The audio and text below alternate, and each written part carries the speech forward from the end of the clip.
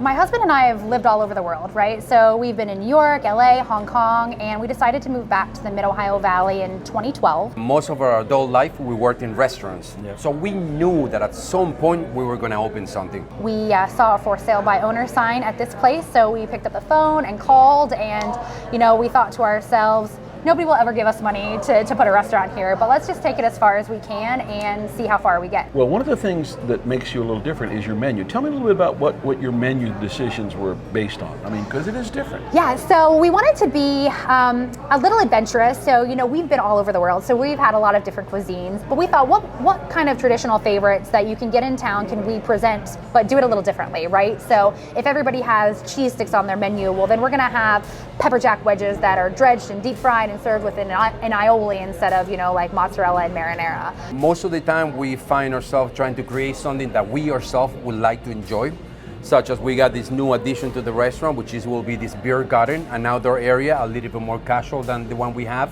where it's going to be fenced out or a dedicated bar area and a lot of games such as cornhole, oversized Connect 4, Jenga.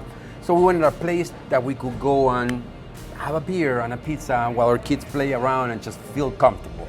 We wanted it to be cozy but pretty, right? We think that you can have really great food at an affordable price. Tell me a little bit about some of the challenges you faced getting this started. We didn't know what to expect, but we just were clear on what we wanted to do, and we're very careful with our decisions.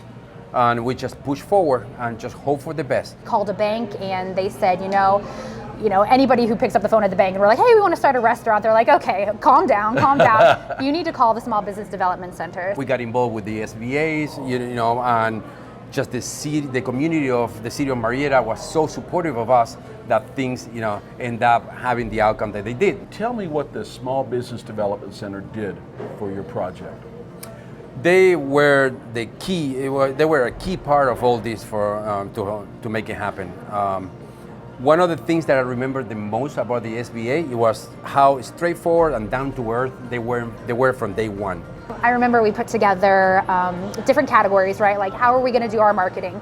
Who are we going to hit? What demographics? I remember all of the resources you gave us with. I made you work. You did. It was a lot of work with all of the resources. I remember researching, what the income level is, the population density, what the growth was going to be like for the next 3 years, 5 years, 10 years. So we knew that we were in the right hands. We knew that, what we were creating together was not only a vision or a desire, right? That's something that could easily become true. When we went to the bank, we looked super fancy, so we appreciated all that. And then by the time we got around to meeting with banks, you helped us, make those connections, and you sat down with us with a couple of the actual lenders. I always tell people that you're the only dog I got in the race. I don't work for banks, I work for you. Yep. And one of the things about the SBDC is that we will work hard. We want you to be successful.